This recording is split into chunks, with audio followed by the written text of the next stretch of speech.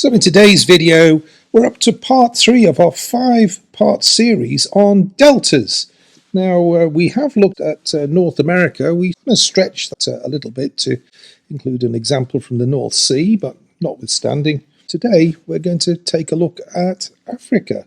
I am just blown away by this. These are the drainage areas of the 30 biggest deltas on the planet. You can see almost all of North America is drained. Likewise, South America. For Africa, huge amounts. There are certainly within Asia and Russia in particular, you've got some major deltas formed from huge drainage areas. Australia, well, a lot of it is desert or semi-arid, and you only really have there one major delta system, but of course there are others on smaller scale. These are bringing massive amounts of sediments, huge amounts of sediments into the basins.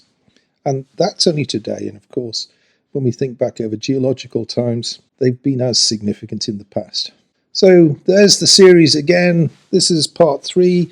We're going to look at Nigeria, West Africa, East and North Africa very, very quickly. Inspired by Eddie Ong. There's Eddie, puts out some great posts. There's the takeaways. We've looked at in part 2. We looked at Canada, Gulf of Mexico, Venezuela, Trinidad, and we even stretched it to the northern North Sea to fit in a favourite oil field of mine, the Murchison oil field. Today, we're going to look at a couple of the deltaic fields in Nigeria. We're going to look at Gabon, Angola, Mozambique, and finish up in Egypt. So, starting with Nigeria.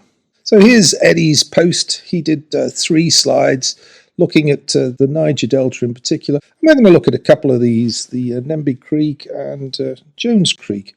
Now here's our TROVE entry for Nembe Creek, huge field, and we can have a look. A couple of pullouts from here. By 2006, this field, which was discovered in 1973 and online in 1977, it had produced 643 million barrels. Now, the number's gone up since then. I just don't have recent figures for it.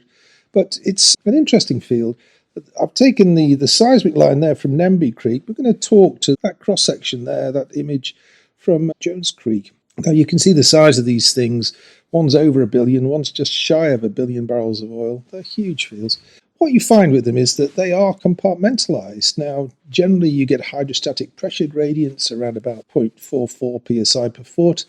Occasional sands might be slightly overpressured, but it appears that there's a sort of a hydrodynamic aquifer, and it's interpreted that there are tilted oil-water contacts in here.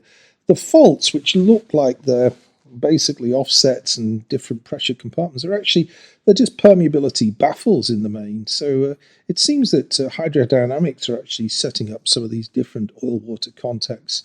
Now, you can see the major growth fault there on the right-hand side, and you have this antithetic fault, but you have this rollover anticline. Essentially, that's what is, as sediments move down thrown on the hanging wall, then you see the development of this anticline. Now, sands tend to be rather thin. It's sort of a relatively low net to gross system, but you get lots of stacked sands. And you can see in there, you get very, very different hydrocarbon water contacts. A lot of oil, but occasionally you get non-associated gas, as well as obviously the gas that is associated with the oil production. These fields have been very, very prolific. That's a little reminder that the seismic and the cross-section, they're actually for the 2 different fields. But at Jones Creek, at Nembe Creek, the oil and gas is found around about 7,000 to 12,000 feet. There it is in metric. It's middle Miocene, deltaic sand shale sequence. Here's a map, and highlighted is Nembe Creek. It's difficult to see, almost difficult to see the shoreline there with all these licensed boundaries and various oil fields on there, but you can see the whole region is covered in fields. Now, Nembe Creek, located in essentially a mangrove swamp, which is crossed by a number of rivers and creeks. Oils range from about 16 API, which is heavy oil, up to 41, which is a very light oil, kind of approaching condensate. Now, the pipeline from Nembe Creek was called the Nembe Creek Trunk Line, which went to Bonny terminal via the Cawthorne Channel field. The pipeline had the capacity of over 150,000 barrels a day, but during its operational life, there were numerous fires, there was lots of thefts. Eventually, it got to the point where force majeure had to be declared because there was so much oil just went missing and contracts couldn't be fulfilled for delivering oil. Things got really bad at times. Now, that is the curse of oil and gas in the Niger Delta.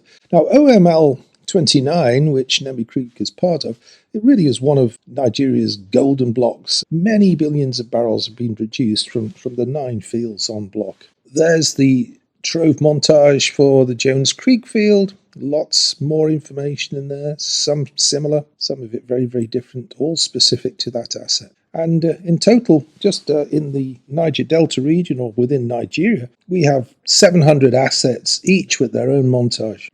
Now moving on to West Africa. Eddie for West Africa looked at the Anguille Delta, he looked at Gambia, the Lower Congo Delta, and 2 slides on that. And we're just going to have a look at some of these. Here's the Anguille field in Gabon, and here's the montage we have in TROVE for that. For Venus, now Venus in the Lower Congo Delta of Angola, it's not the Venus of Equatorial Guinea, and it's not the Venus of Namibia.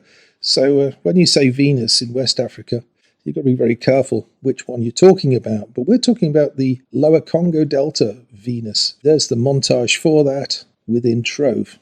Here's Greater Kizomba in Angola, montage, lots of information.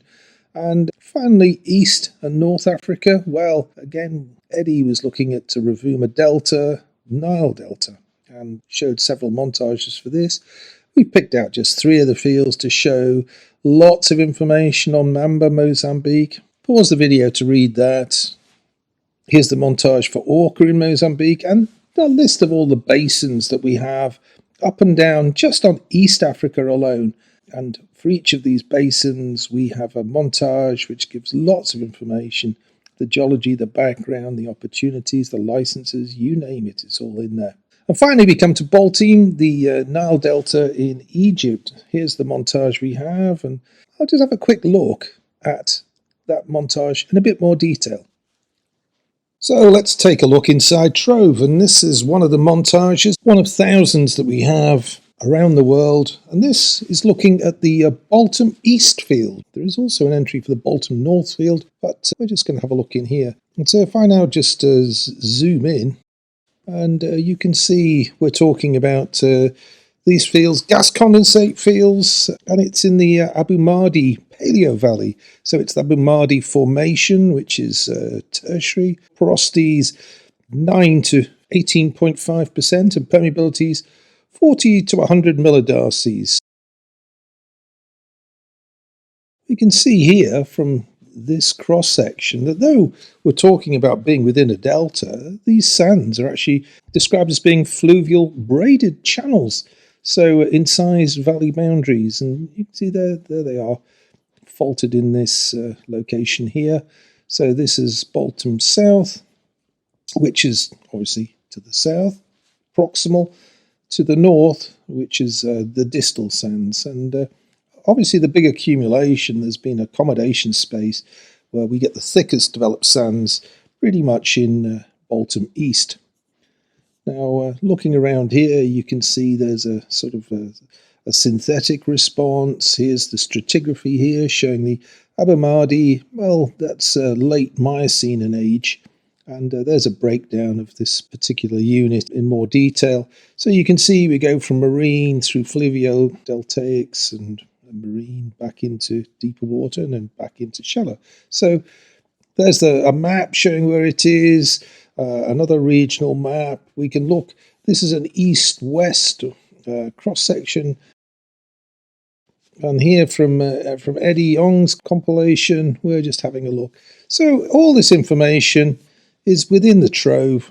You can have a quick look at it, see all sorts of information about the petrophysics, sands which don't really thin very much between the south and the north. And it's not evidence that these Abu Mahdi sands are actually thickening particularly much in the Baltim East area.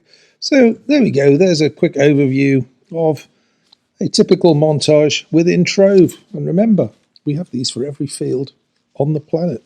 So, in summary, some characteristics of deltas. Well, we've seen examples of extensional tectonics. That's the Nembe Creek and Jones Creek. So you can see the rollover anticlines on the hanging wall of major growth faults. But we also see compressional tectonics. Didn't really go into this in this particular video, but we have done videos on the Rovuma Basin featuring Mamba and Orca in the past.